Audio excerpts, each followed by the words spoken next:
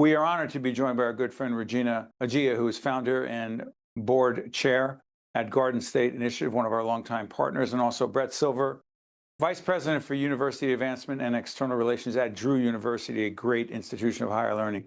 Regina and Bret, great to see you. Nice Thanks to for see you. having us this morning. You got it, Regina. We had this conversation about our great friend and mentor, extraordinary leader, Tom Kean, former governor Tom Kean. There is a donation that Garden State Initiative of $50,000 that your organization has made to Drew University in honor of Governor Kean for specifically what? Because it has to do with a great governor's school that's been going on for a while. Go ahead. Exactly, the governor's school in the sciences at Drew University, which I know Bret will speak about. But we were able to make that donation because we have established this award in Governor Kean's honor that you mentioned. And, you know, he continues to be the most popular governor in the history, recorded history anyway, of New Jersey. And it really is to not just honor all of his contributions as an incredible leader in public service as well as the private sector, his personal characteristics, right, of integrity and honor, as well as his, commitment to public service. And, one of the main goals that we have is that this isn't just a quaint notion that these are the qualities of leaders that he was successful with, but it's something that makes government work best.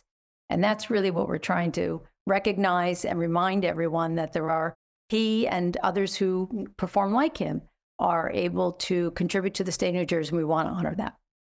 Absolutely. And Governor Kean, also the former president at Drew University, a leader in education for decades in this state and this nation. Bret, pick it up from there. Talk about how these $50,000 grant from Garden State Initiative will be used to impact and benefit students who are looking to go into STEM, science, technology, engineering, and math, and its connection to leadership. Please, Bret. Well, first of all, we're extremely grateful to have received this gift, and it's extra special to be in the name of Governor Kean, who lives on very large here at the Drew community with our alums and with everybody who's part of Drew. The beauty of the governor's school is that it's tuition free. Students from high schools all over the state are nominated by their teachers, and they come together in community for several weeks for an in-dorm, together, in-person experience where everybody is on an equal playing field. They form an incredible community among themselves. Many of them walk out of here and say they felt for the first time that they could actually be a scientist. They find their voice, they find their community, they find their peers. They do incredible scientific research. When I go to the post session every year, I have absolutely no idea what they're talking about.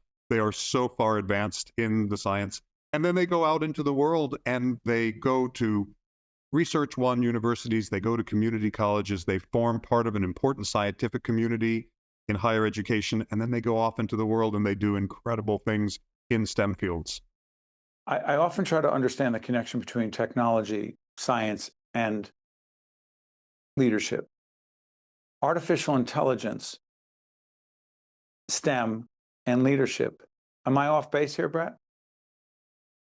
There's a connection. Not at all. No, well, I mean, this is a burgeoning curricular field, right? I mean, things are changing. Things are changing as we speak. And we at Drew are thinking about this at the higher ed level. But we have to remember that students in high school who are digital natives in the way that people of our generation are not, and our faculty isn't necessarily, they come to this program with a different perspective on digital work, on AI work. And so I think it's fair to say that our faculty and the students who come have an interchange. They're learning from one another. And we are also looking at how does AI and how does technology intersect with the future workforce and what future leaders are going to need to know. And what we're learning, and we're seeing it every day, is that we don't actually know, right? We don't know for sure. We can't dictate to the students exactly what they're going to take from these classes and go off into their work lives, which are still 6, 7, 8 years away. But there's absolutely a connection between technology, education, leadership, and we hope that a lot of the students who come through here will be on the forefront, right, of going out into the world and taking this knowledge and redefining what some of leadership and workforce looks like. Regina, I want to follow up on what Bret just said. And you and I have had these offline conversations. And by way of background, let folks know that you do have a background in government leadership positions, including, please share with folks. As chief of staff to both Governor Christie as well as the treasurer while I was in the state of New Jersey. And the work you're doing, how important is creating trust in government for these students? Well, the level of cynicism, I think, and as you say, distrust in many, of the structures and the, not only just government, but I think in general, our societal structures. In media and higher ed, in all kinds of organizations. Exactly. It's just extraordinarily high, I think. My assessment is very high right now.